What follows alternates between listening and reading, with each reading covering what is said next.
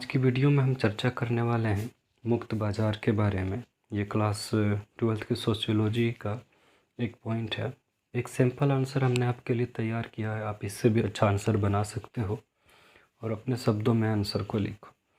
तो आज का हमारा क्वेश्चन है कि मुक्त बाज़ार से आप क्या समझते हैं, या फिर मुक्त बाज़ार पर टिप्पणी कीजिए या फिर मुक्त बाज़ार को परिभाषित कीजिए। तो कुछ इस तरह का क्वेश्चन आपके सामने रह सकता है।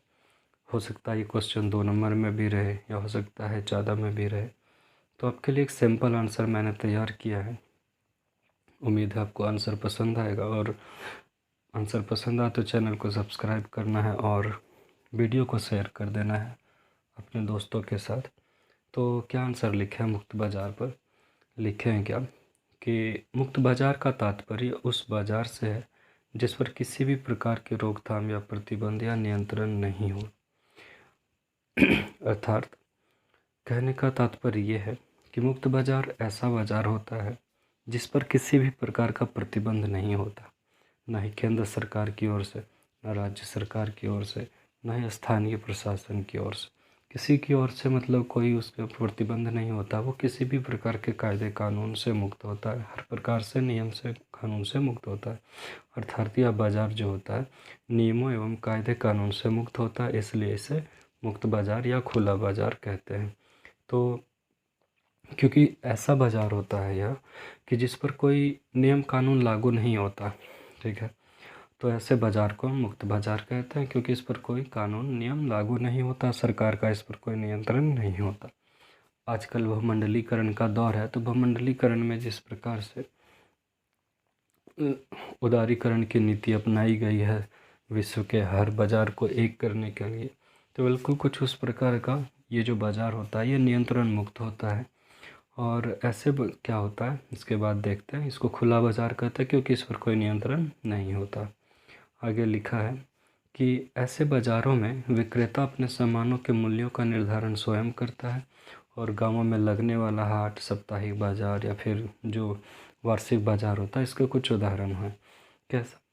तो जैसे आप गांव में कोई हाट मतलब बाज़ार लगते हुए देखे होंगे, सब्जी बेचते हैं लोग, और भी तरह तरह की वस्तुएं, जितनी भी वस्तुएं वे लोग बेचते हैं, उन सभी वस्तुओं का जो प्राइस होता है वो वे अपने हिसाब से तय करते हैं, और उन पर हम क्या कर सकते हैं, ज़्यादा से ज़्यादा मोल भाव कर सकते हैं। और जिस पर विक्रेता और क्रेता दोनों राजी होते हैं उस पर मतलब वो सामान बिक्री होता है।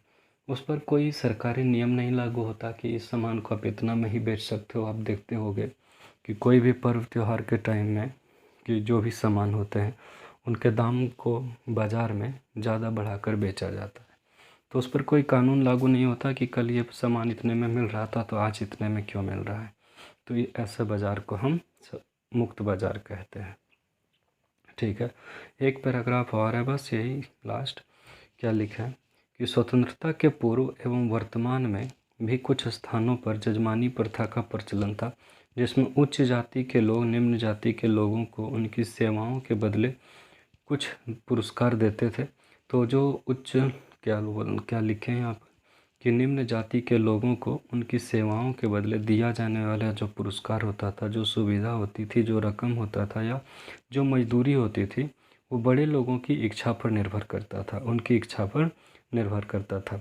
तो क्या है ना कि स्वतंत्रता से पूर्व भी और आज भी बहुत सारे स्थानों पर जजमानी प्रथा लगी हुई है, जिसमें क्या होता है जजमानी प्रथा पर भी एक पॉइंट बना के मैं आपको क्वेश्चन दूंगा अगले वीडियो में।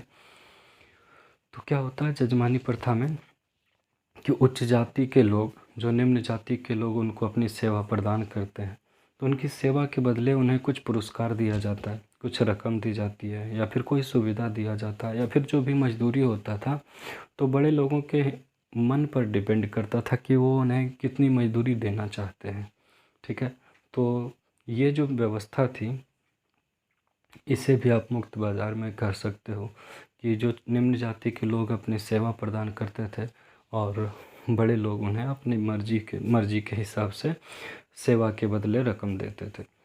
ठीक है, परंतु समाज में समय समय पर बाज़ारों का जो स्वरूप है वो बदलता आया है और इसमें लगातार सुधार होता आया है। तो क्या है ना, मुक्त बाज़ार ऐसा बाज़ार होता है जिस पर किसी भी प्रकार का नियंत्रण नहीं होता।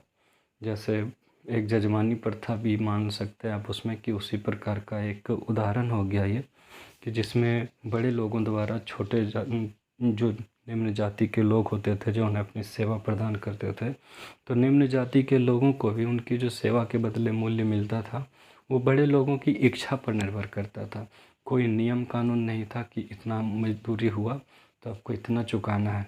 तो ये सब जो होता था ये सारा उन नियम कानून से मुक्त होता था, और इसे ही हम मुक्त बाज़ार कहते हैं। तो आप अपने आंसर में ये वाला लिख सकते हो, ये पोर्शन ये इम्पोर्टेंट है आपके लिए। तो मिलते हैं अगली वीडियो में, तब तक के लिए टेक केयर।